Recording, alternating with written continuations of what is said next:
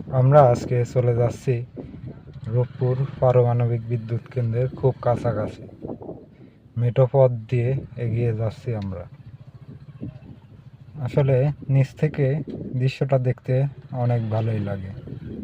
একদিকে নদী আর এক সাইডে হচ্ছে রূপপুর পারমাণবিক বিদ্যুৎ কেন্দ্রের কুলিং টাওয়ার। দৃশ্যটা আসলে মনোমুগ্ধকর।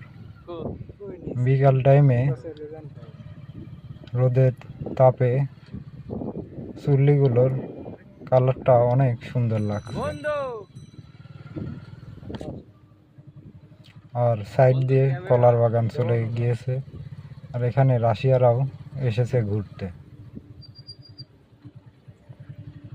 এটা হচ্ছে ব্রিজ। ব্রিজের নিচ থেকে দৃশ্যটা দেখতে অনেক সুন্দরই লাগছে। সবার জন্য শুভকামনা রইল।